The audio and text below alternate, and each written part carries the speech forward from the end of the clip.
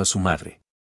Y a una mujer a la que él culpó, al menos en parte, por esa pérdida.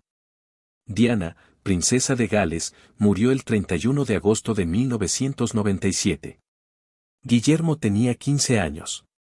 Y a los 15 años, no procesas el duelo como lo hacen los adultos. No contextualizas. No ves los matices. Ves quién estaba allí. Y ves quién no se suponía que debía estar. Camilla Parker Bowles había sido la tercera persona en el matrimonio de Carlos y Diana. Eso no es especulación. No es chisme de tabloide.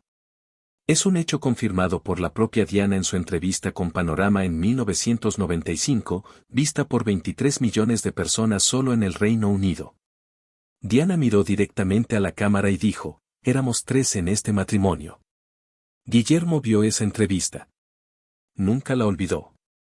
Y cuando su padre finalmente se casó con Camilla en abril de 2005, en una ceremonia civil discreta en el ayuntamiento de Windsor, Guillermo asistió. Se quedó allí. Fue cortés. Hizo lo que se esperaba de un joven real que aprendía a anteponer el deber al sentimiento. Pero fingir. Aceptación no es lo mismo que sentirla. ¿Y las personas que vinieron con Camilla?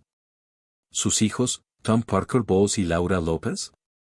No llegaron solo como invitados a la boda. Llegaron como elementos permanentes en la órbita de Guillermo. Lo quisiera él o no. Entonces, ¿quién es exactamente Tom Parker Bowles? En apariencia, es encantador. Bien educado. Un célebre escritor y crítico gastronómico con un verdadero séquito. Ha escrito múltiples libros. Aparece en televisión. Se mueve con comodidad entre la élite social londinense. Es, por todos los indicios, un hombre agradable. Pero agradable no significa bienvenido. No en el mundo de Guillermo. Tom creció en un entorno muy diferente al de Guillermo. Donde la infancia de Guillermo estuvo definida por el protocolo, el deber y el peso aplastante de la expectativa pública, la de Tom estuvo definida por la libertad. Por el exceso, a veces. En sus años más jóvenes, Tom fue noticia por las razones equivocadas. Uso de drogas. Fiestas salvajes. El tipo de comportamiento que los tabloides aman y los palacios silenciosamente desprecian. Se rehabilitó. Construyó una carrera. Siguió adelante. Pero Guillermo tiene memoria larga. Esto es lo que la mayoría de la gente no aprecia sobre las familias reales reconstituidas. No existe un conocerse lentamente. No hay una incorporación gradual. Cuando Carlos se casó con Camila, Tom y Laura no solo ganaron un padrastro. Ganaron proximidad al trono. Al palacio. A eventos de estado, reuniones navideñas en Sandringham y momentos familiares privados que Guillermo consideraba sagrados. Momentos que siempre habían pertenecido a la familia de Diana. A su familia. Y de repente, había caras nuevas en la mesa. Informes verificados confirman que Tom y Laura han asistido a varias reuniones reales a lo largo de los años. Pero las fuentes cercanas al palacio han notado consistentemente que la relación entre Guillermo y Tom se ha mantenido cortés en el mejor de los casos. Un informante describió su dinámica como dos personas que son perfectamente educadas y no tienen absolutamente nada que decirse. Silencio cortés. Durante años. Hasta que el silencio se convirtió en algo completamente diferente. Porque he aquí la pregunta que nadie estaba haciendo, hasta ahora. ¿Qué cambió? Guillermo toleró este acuerdo durante casi 2 décadas. Se presentaba. Sonreía. Mantenía la paz. Entonces, ¿por qué, después de todo ese tiempo, decidió repentinamente que Tom Parker Bowles ya no pertenece a ese lugar? La respuesta involucra una cena de Navidad. Un ultimátum. Y un momento en el que Guillermo finalmente dejó de elegir la diplomacia sobre el poder. Esa historia, a continuación. Cuando estalla una bomba dentro de una familia, todos reaccionan de manera diferente. Algunos corren hacia la explosión. Otros huyen de ella. Algunos se quedan quietos y fingen que no oyeron nada. Dentro del Palacio de Buckingham, en este momento, las 3 cosas están sucediendo simultáneamente. Y las líneas de falla que se están exponiendo son aquellas que han estado resquebrajándose silenciosamente durante años. Comencemos desde arriba. El rey Carlos III se encuentra en una posición casi únicamente imposible. Por un lado, su hijo. Su heredero. El hombre que llevará el nombre de Windsor a la siguiente generación. El futuro de todo hacia lo que Carlos ha trabajado toda su vida. Por otro lado, su esposa. La mujer que eligió. La relación por la que luchó durante décadas de humillación pública, escándalo y dolor. Camila no es solo su reina consorte. Es la persona por la que Carlos sacrificó casi todo para estar con ella. Y ahora esos dos mundos están en colisión directa. Fuentes cercanas al palacio describen a Carlos como profundamente incómodo con la creciente tensión entre Guillermo y la familia de Camila. Un comentarista real señaló que Carlos históricamente ha evitado la confrontación directa, prefiriendo dejar pasar las tormentas en lugar de enfrentarlas. Pero esta tormenta no está pasando. Y el silencio de Carlos, su silencio muy deliberado, muy calculado, es en sí mismo una declaración. Porque en la política real, el silencio nunca es neutral. El silencio es una elección. Y la elección de no decir nada es a menudo lo más ruidoso que un rey puede hacer. He aquí la interpretación incómoda que los expertos reales están discutiendo en privado. Carlos no está interviniendo para defender a Tom. No está apoyando públicamente a la familia de Camila. No está emitiendo ninguna declaración, formal o informal, que contrarreste la posición de Guillermo. ¿Por qué? Porque Carlos entiende las dinámicas de poder mejor que casi nadie vivo. Pasó décadas como príncipe de Gales. Dio reinar a su propia madre. Sabe lo que significa cuando un futuro rey señala claramente sus intenciones. Y sabe que contradecir a Guillermo, pública o privadamente, corre el riesgo de fracturar la relación más importante en la monarquía británica en este momento. La relación entre un rey en funciones y su heredero. Carlos no puede permitirse esa fractura. No con sus problemas de salud. No con la monarquía ya navegando las réplicas de la partida de Harry y las preguntas continuas sobre la relevancia de la institución. Así que Carlos permanece en silencio. Y Camila, quizás por primera vez en años, se encuentra sin el apoyo visible de su esposo en algo que le importa profundamente. Ahora hablemos de Camila. Porque la imagen pública de Camila, serena, compuesta, imperturbable, es una obra maestra de construcción cuidadosa. Ha pasado años perfeccionando el arte de parecer estar por encima de la contienda. Pero las fuentes pintan un cuadro privado muy diferente.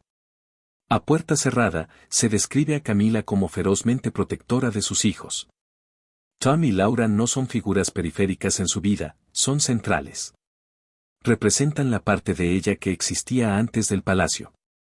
Antes de los títulos. Antes de las décadas de escrutinio público. Son suyos. Y la idea de que Guillermo, su hijastro, un hombre 20 años menor que ella, haya decidido efectivamente el acceso de su hijo a la familia con la que ella se casó, eso no es algo que Camila acepte tranquilamente. Fuentes reales han descrito la tensión entre Camila y Guillermo como hirviendo a fuego lento durante más tiempo del que la mayoría cree. Se informa de desacuerdos sobre la gestión de la Casa Real, sobre el personal, sobre la dirección de ciertas iniciativas reales. Cosas pequeñas. El tipo de pequeñas cosas que se acumulan con el tiempo en algo mucho más grande. La puerta bloqueada, metafórica o literal, puede ser el momento en que esa acumulación finalmente se volvió visible. Fuera de los muros del palacio, la reacción ha sido igualmente dividida. Los comentaristas reales se han dividido marcadamente sobre la posición de Guillermo. Algunos argumentan que está completamente dentro de sus derechos.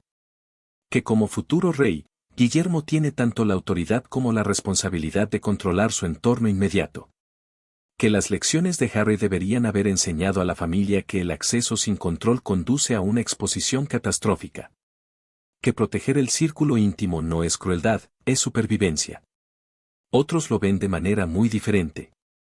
Señalan que Tom Parker Bowles no ha hecho nada, en los últimos años, para merecer este nivel de exclusión. Que castigar a un hombre por la historia de su madre, o por pecados de una década pasada, no es ni justo ni justificado. que la jugada de Guillermo parece menos una protección estratégica y más el largo alcance de un dolor no resuelto que encuentra un blanco conveniente. Un destacado comentarista real lo expresó sin rodeos, y esto es parafraseado para respetar las fuentes: la tensión entre Guillermo y la familia de Camila siempre ha estado ahí. Lo que ha cambiado es que Guillermo ya no siente la necesidad de ocultarla. Y eso, según este comentarista, nos dice algo significativo sobre dónde cree Guillermo que se encuentra en la estructura de poder actual. He aquí un detalle que a menudo se pasa por alto en estas historias. El personal del palacio está observando esto de cerca. No por mera curiosidad, sino porque las dinámicas entre los altos miembros de la realeza afectan directamente sus vidas laborales, su seguridad laboral y sus propias jerarquías internas. Cuando Guillermo señala desagrado, el personal se ajusta. Cuando Guillermo traza líneas, los cortesanos redibujan sus mapas en consecuencia. Múltiples fuentes sugieren que el equipo de Guillermo, su oficina privada, sus asesores cercanos, se ha vuelto cada vez más asertivo en los últimos meses. Más protector. Más deliberado sobre los límites. Más dispuesto a presionar contra los acuerdos que Guillermo encuentra incómodos. Así es como se ve un futuro rey en modo de preparación.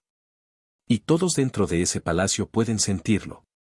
Pero he aquí hacia donde apunta toda esta reacción, de Carlos, de Camila, de comentaristas y cortesanos por igual. Este conflicto no surgió de un vacío. Tiene profundas raíces históricas. Raíces que se extienden a través de décadas de disfunción real, escándalo público y una relación que cambió la monarquía para siempre. Para entender verdaderamente por qué Guillermo está haciendo esto, hay que entender lo que vino antes. Hay que retroceder a Diana. Y a la historia que Guillermo nunca, ni un solo día de su vida, ha podido dejar atrás por completo. Algunas heridas cicatrizan. Y algunas heridas se convierten en parte de quien eres. Para Guillermo, la herida tiene un nombre. Un rostro. Un Fiat Uno blanco desapareciendo en un túnel de París. Y una mujer que estuvo al otro lado de las llamadas telefónicas de su padre durante años antes de que todo eso sucediera. Para entender lo que Guillermo está haciendo ahora mismo, no puede separarlo de lo que sucedió entonces. Porque la historia no es solo contexto aquí. La historia es el motor que impulsa cada decisión que Guillermo toma. Retrocedamos al principio. El verdadero principio. La relación de Carlos y Camila es anterior a su matrimonio con Diana. Se conocieron en 1970. Salieron brevemente. Carlos se fue al servicio naval. Camila se casó con Andrew Parker Bowles en 1973. Carlos se casó con Diana en 1981. Pero la conexión nunca se rompió por completo. Lo que siguió fue uno de los escarceos amorosos reales más documentados y más dañinos de la historia moderna. Llamadas telefónicas interceptadas. Grabaciones filtradas. Los infames audios de Camillagate publicados en 1993. La confesión de Diana en Panorama en 1995. La propia admisión de infidelidad de Carlos en un documental de 1994. Todo, cada detalle insoportable, se desarrolló en público. Y Guillermo vivió cada momento de ello. He aquí algo que la gente rara vez se detiene a considerar. Guillermo no solo perdió a su madre. La perdió mientras ya veía el matrimonio de sus padres colapsar en tiempo real, frente al mundo entero. Era un niño navegando una de las implosiones familiares más públicas de la historia. Los psicólogos infantiles señalan consistentemente que los niños que experimentan una traición parental, incluso como observadores, llevan huellas profundas de esa traición hasta la edad adulta. La confianza se vuelve complicada. Los límites se vuelven cruciales. El control sobre el círculo íntimo se vuelve no solo deseable, sino psicológicamente necesario. Guillermo nunca ha culpado públicamente a Camila por la muerte de Diana. Ha sido cuidadoso. Mesurado. Diplomático. Pero las palabras cuidadosas no son lo mismo que la ausencia de sentimientos. Y los sentimientos, según personas que conocen bien a Guillermo, nunca se han resuelto por completo. Un momento particularmente revelador ocurrió durante los preparativos para la boda de Carlos y Camila en 2005. Los informes de la época indicaban que Guillermo fue consultado extensamente, que su aprobación, o al menos su aceptación, se consideraba esencial antes de que la boda pudiera proceder. Según se informa, Carlos pidió directamente la bendición a sus hijos. Guillermo la dio. Pero dar algo y sentirlo son dos cosas diferentes. Ahora, he aquí una dimensión de esta historia que casi nadie está cubriendo. Desde un punto de vista estructural, ¿quién controla realmente el acceso a las residencias reales y a los eventos reales? La respuesta es más matizada de lo que la mayoría cree. El soberano, el rey Carlos, tiene la autoridad última sobre la casa real.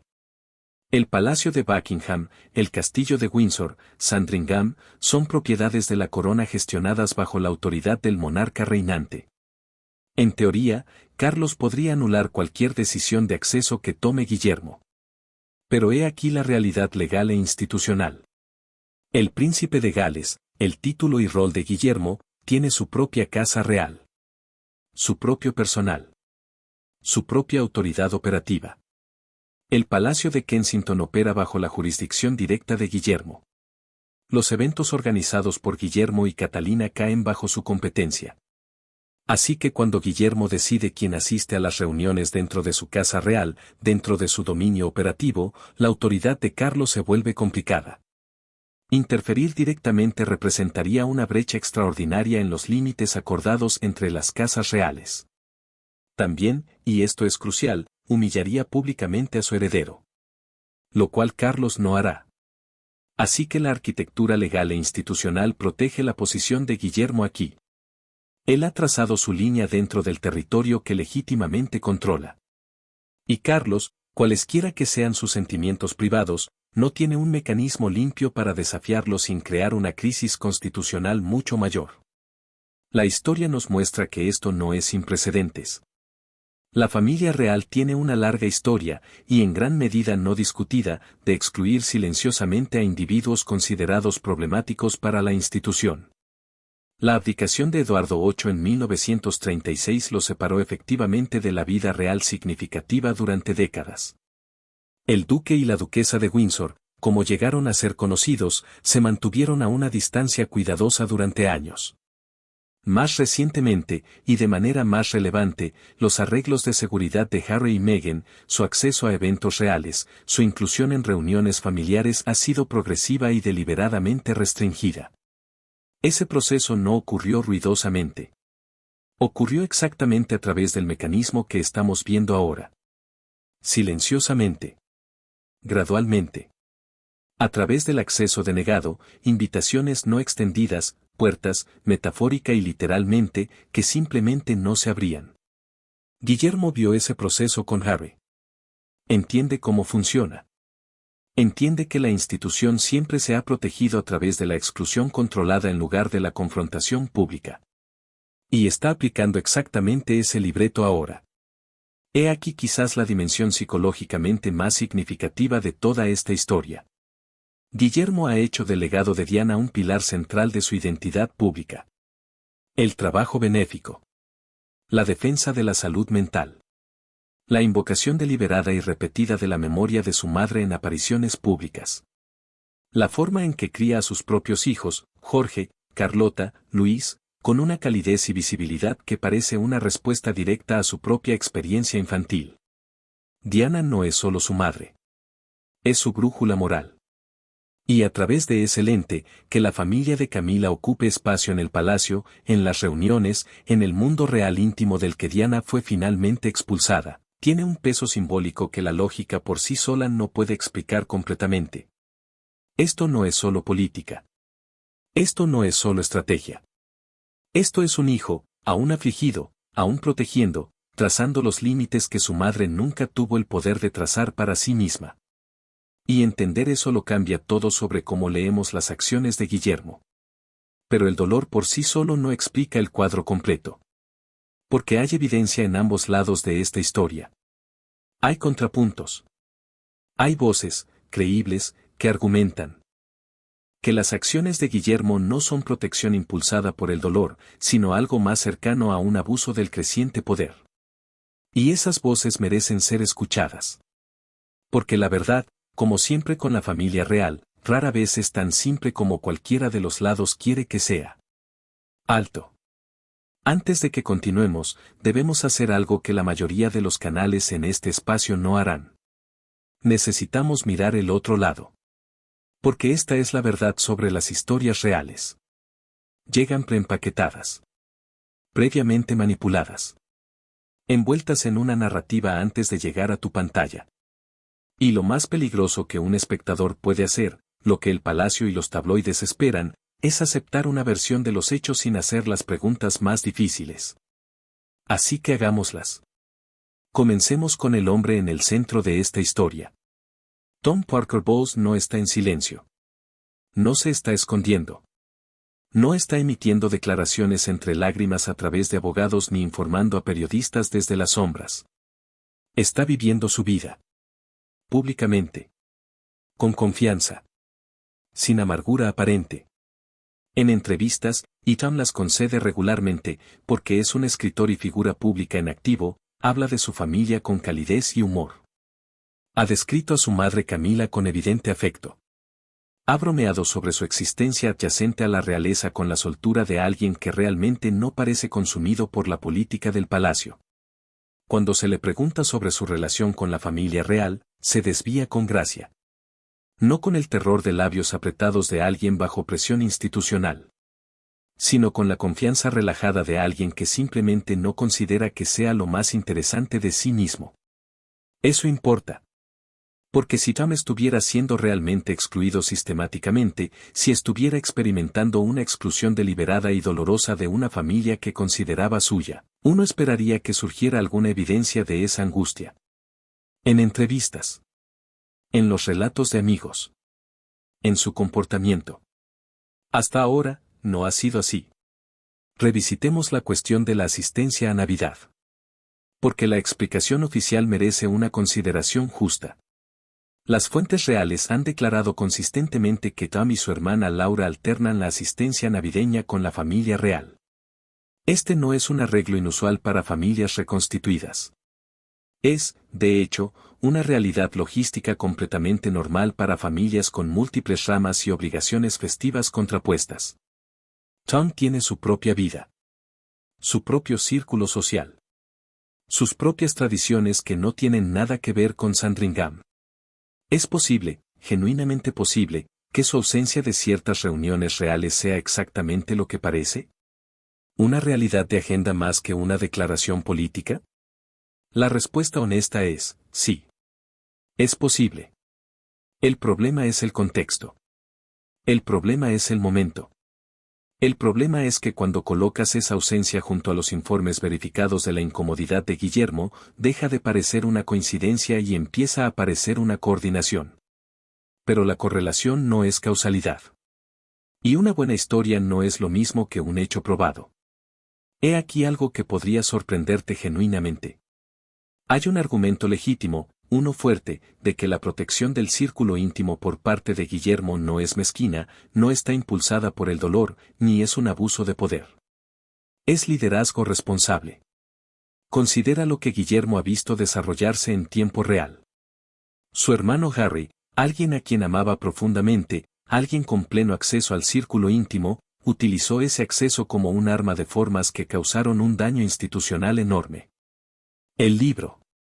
La serie de Netflix. La entrevista con Oprah. Las demandas. Los continuos comentarios públicos. Todo ello fluyó del acceso. De la proximidad. Del conocimiento íntimo que viene con estar dentro del círculo. Guillermo no va a cometer ese error de nuevo. Y visto a través de ese lente, su cautela sobre quien ocupa espacio en su mundo parece menos una vendetta y más la sabiduría duramente aprendida de un hombre que ha sido catastróficamente quemado por una confianza mal colocada. Tom Parker Bowles no ha hecho nada que sugiera que seguiría el camino de Harry. Pero Guillermo ya no se dedica a asumir buenas intenciones. Se dedica a gestionar el riesgo. Y un futuro rey que gestiona el riesgo cuidadosamente está, podría argumentarse, haciendo exactamente lo que su papel requiere. He aquí un contrapunto que va al corazón de toda esta historia. ¿Cuánto de lo que estamos discutiendo es real, y cuánto es producto de un ecosistema mediático que se beneficia del conflicto real? La industria de la prensa sensacionalista británica tiene una historia de décadas, bien documentada, de fabricar, amplificar y sostener narrativas de la familia real con fines comerciales. Las historias que comienzan como vagas citas de fuentes se convierten en hechos establecidos a través de la repetición. La especulación se convierte en sabiduría convencional. La sabiduría convencional se convierte en historia. Sabemos esto. Lo hemos visto suceder con Diana. Con Harry y Meghan. Con Andrés. Con prácticamente todas las controversias reales de los últimos 40 años. ¿Es posible que la narrativa de Guillermo bloquea a Tom, por dramática que sea, esté significativamente más construida que confirmada? La respuesta investigativa honesta es, no podemos descartarlo. Lo que podemos confirmar, existe una tensión genuina entre Guillermo y la unidad familiar de Camila. Reportajes verificados respaldan un patrón de distancia e incomodidad. La asistencia de Tom a ciertos eventos reales ha sido inconsistente. Lo que no podemos confirmar, un acto específico y deliberado de exclusión ordenado por Guillermo. Una puerta literalmente bloqueada. Una revocación formal del acceso. La narrativa está construida sobre cimientos reales. ¿Pero la superestructura dramática que se asienta sobre esos cimientos? Parte de eso es narrativa. Y un espectador responsable debe conocer la diferencia. Las personas cercanas a Tom Parker Bowles, hablando con varios medios a lo largo de los años, pintan un cuadro consistente. Se describe a Tom como alguien que deliberada y conscientemente ha labrado una identidad completamente separada de sus conexiones reales. Construyó su carrera por mérito propio. Cultivó amistades fuera de los círculos del palacio. Hizo un punto de ser conocido como un escritor gastronómico, no como el hijo de la reina consorte. Ese no es el comportamiento de un hombre que busca desesperadamente la validación real. Ese es el comportamiento de un hombre que hizo las paces, hace mucho tiempo, con la complicada mano que le tocó. Y eligió jugarla en sus propios términos. Lo que plantea una última pregunta incómoda. Si Tom no está luchando por el acceso, si no está empujando contra la puerta, entonces, ¿a quién sirve exactamente este conflicto? ¿Está sirviendo a la necesidad de control de Guillermo? ¿A la necesidad de narrativa de los medios? ¿O a algo completamente diferente, una ansiedad institucional más profunda sobre lo que sucede cuando un nuevo rey comienza a trazar nuevos mapas? Porque la conclusión de esta historia no es realmente sobre Tom Parker Bowles. Nunca lo fue. Es sobre Guillermo. Sobre el poder. Sobre qué tipo de rey pretende ser. Y sobre si la monarquía que hereda estará moldeada por la sabiduría, o por el peso no resuelto de un dolor que lo ha seguido desde que tenía 15 años. Ese ajuste de cuentas viene a continuación. Comenzamos en una puerta. Una puerta que se cerró. Silenciosamente. Sin anuncio. Sin ceremonia. Como siempre sucede en las decisiones más trascendentales dentro de la monarquía británica. Pero no terminamos allí. Porque esta historia, como todas las mejores historias reales, nunca fue realmente sobre la puerta. Retrocedamos. Tomemos la vista completa. Y miremos lo que esta historia ha revelado realmente. Sabemos que Guillermo y Tom Parker Bowles nunca han compartido una calidez genuina. Eso está verificado. Documentado. Consistente a través de años de reportajes reales. Sabemos que Guillermo se ha vuelto cada vez más protector, algunos dirían cada vez más asertivo, sobre quien ocupa espacio en su mundo. Ese patrón es real y creciente. Sabemos que Camila ocupa una posición imposible. Amada por su esposo. Respetada por la institución. Pero incapaz de cerrar completamente la brecha entre la familia con la que se casó y los hijos que crió. Sabemos que Carlos, el rey, está observando esto desarrollarse en un silencio deliberado. Y que su silencio no es debilidad. Es la quietud calculada de un hombre que entiende que algunas batallas no pueden ganarse peleándolas. Y sabemos que Tom Parker Bowles, el hombre en el centro de todo esto, parece estar continuando con su vida. Imperturbable. Productivo. Negándose a interpretar el papel de víctima que esta narrativa parece querer que interprete. He aquí la conclusión que más importa. Lo que estamos presenciando, ahora mismo, en tiempo real, es una transición de poder. No la transición formal. No el momento en que Carlos muera y Guillermo sea coronado. Esa transición es ceremonial. Simbólica. Coreografiada hasta la última nota de trompeta. La transición real está ocurriendo ahora. En pequeñas decisiones. En exclusiones silenciosas. En puertas que se cierran y nombres que desaparecen de las listas de invitados. En un príncipe de Gales que ya no pide permiso, sino que hace declaraciones. Guillermo le está diciendo a la institución, y a todos dentro de ella, cómo será su monarquía. Será más estricta. Más controlada.